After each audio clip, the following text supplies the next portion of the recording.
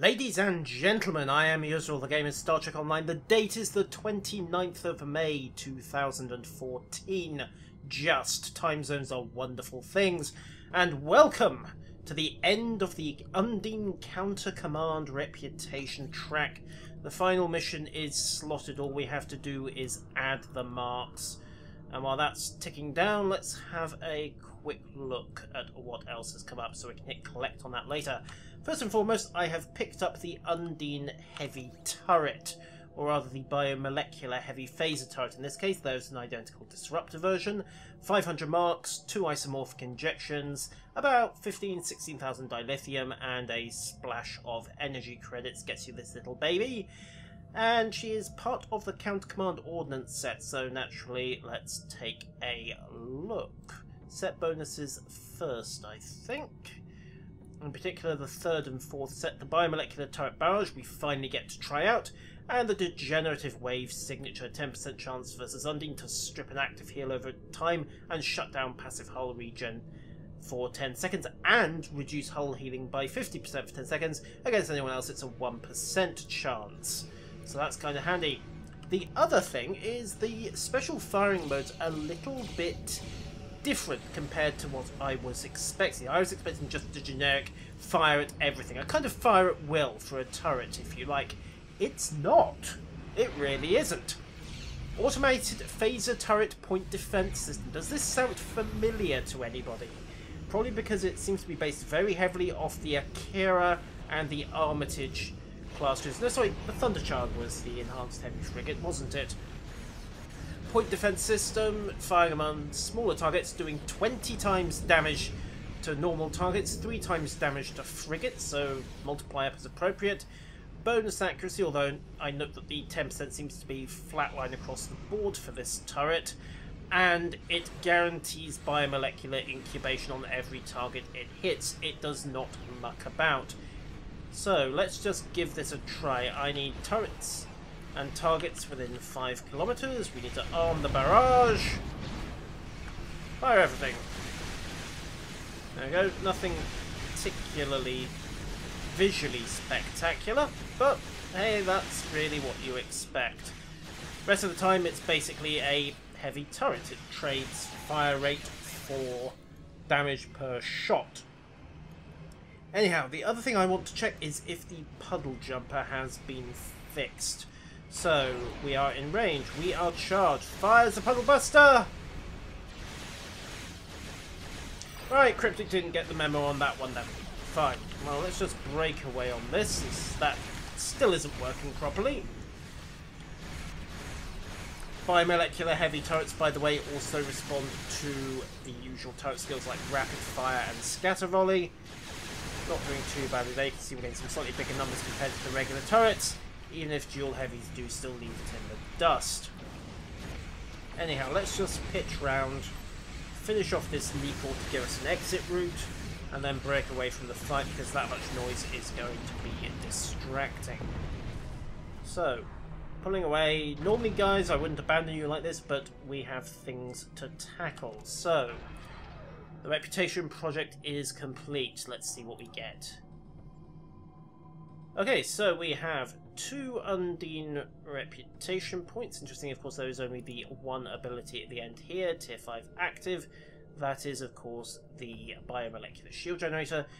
We have no end tier mission. That is very interesting. Usually there is a fairly decent payoff in terms of, yeah, basically a free set piece, as well as a concluding mission. We had that with both the new Romulus and the Dyson arcs, so I'm a little surprised we haven't got it this time around.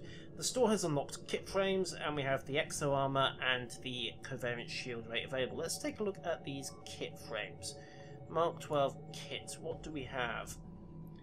Biomolecular engineering, turrets and drones. 4 fab. Oh, thank you. 4 fabs and 1 mechanic. 3, 2. 2, 3, 4, 1. So no universal slot, but aside from 5-0, that's pretty much covered all the bases. Biomolecular upgrade, which I'm assuming is the toxic and psionic damage resistance boost, as well as demolitions and repairs 8,500 dilithium per.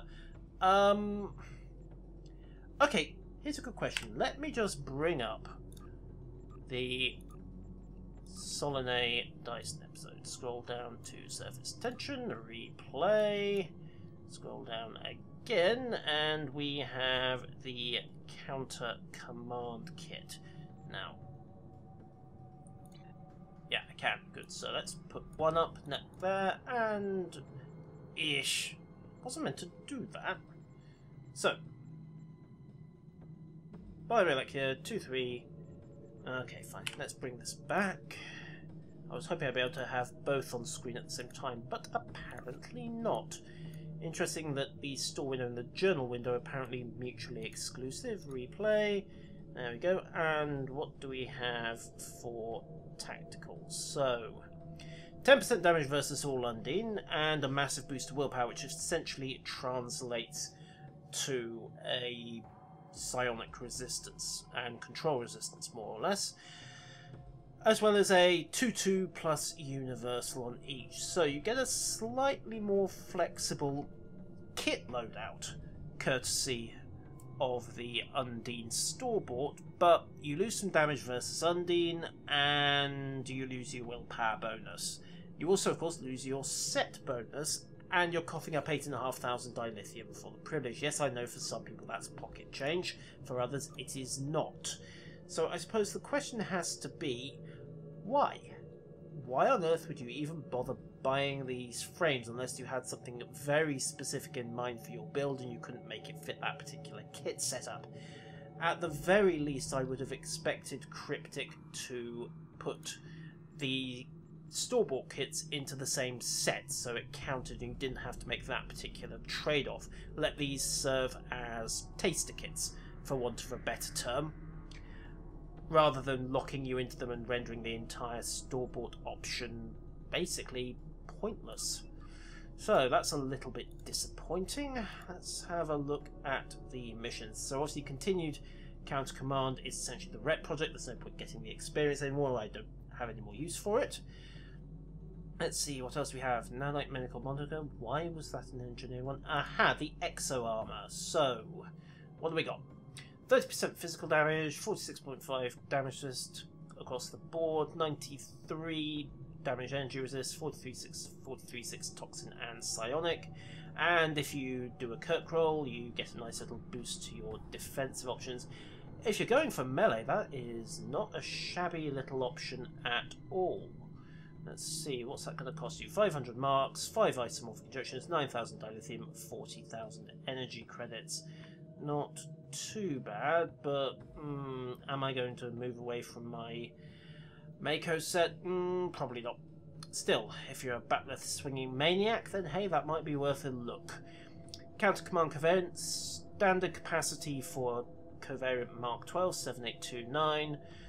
136 regeneration, 20% resistance on anti-proton damage to shields, and a power drain on directed energy attacks. Could get interesting in PvP, although I'd be interested to know if that stacks if you get multiple procs at the same time and how long it lasts for. And basically good against Undine, who are very, very fond of anti-proton. Also would work quite nicely against the Voth for much the same reason. Not entirely sure again that I'm going to break away from my current sets, but them's the breaks. You might feel differently. Cost for this, 750, 5 injections, 32.5k, standard for the defensive set. That's the same, I believe, as the deflector and the impulse drives and the warp cores, so not really a major surprise there. As far as upgrades go, of course we now have the sponsorship procedures. This is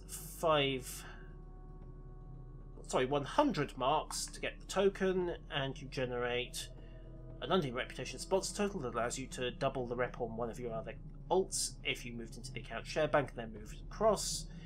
And the token itself. Now, oh yes, Undine reputation sponsor. That's a title you pick up if you get that done. So, a little bit disappointing, really. I was hoping at least for an epilogue to the season, but it doesn't look like we're going to get one until Cryptic are ready to begin the wind-up to Season 11 and wrap things up with a new featured episode. It's funny in a way, having done a very good plot arc with the new Romulus arc in Season 7, effectively. Legacy of Romulus was basically Season 8, and done a decent job of advancing the plot in Season 8 with the Dyson. They seem to have, well, abandoned the concept completely with Season 9, and maybe it was a time limit, maybe they ran out of ideas, I do not know. The Undine, it has to be said, are a fairly one-dimensional adversary. The weak must perish, and let's face it, that's about it as far as they go. Much more could have been done there. Anyhow, particularly their motivation, their tie-ins to the Iconians, missed opportunities. So we have one last thing to check out, and that is the Biomolecular Shield Generator. Well, let's see what happens. So, line it up, pop it out. Okay, and we have a 2.5 kilometer radius, nicely marked sphere there. Unfortunately, 2.5 kilometers, particularly at escort paces, is a little bit awkward. Anyhow, swing in, and we are getting the bonus. You can see we're getting the green shield up icon.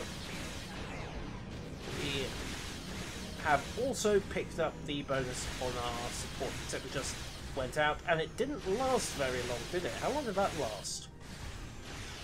30 seconds. I'm tempted to suggest that is principally a preliminary damage spike. If you know you're about to take a period of sustained damage and you want to soak it for the whole group, that's going to be a good option. No, you don't. Apparently, yes, you do. But all in all, colour me a little disappointed with this. Turret barrage. Pop. Right.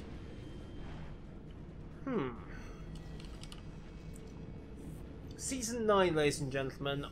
In all honesty, a little bit flat, it has to be said. Just a little bit flat. No plot development within the season, no unlocking content, no cutscenes. The primary defensive set simply doesn't work in at least one key aspect, the puddle buster. And yeah, I hate to say it, but this could have been so much more. Cryptic was showing a very promising trend with the new Romulus and Dyson arcs, and they seem to have fallen back from it with this one. Hopefully Season 10 will give us a return to form, but at the moment, well, it's a politician's cliche, but hopefully they'll learn lessons from this. I have been Israel. That has been pretty much the end of Undine Counter Command tracks. A couple of final details before I go. The first one is that we have a shuttle weekend coming up. This is going to be a little bit crazy. They have taken several of the 5-man fleet missions and adapted them for 20-player shuttlecraft missions. So I may well decide to try to stream some of that. It should be entertainingly insane. Aside from that, I will see you around. Until next time, farewell.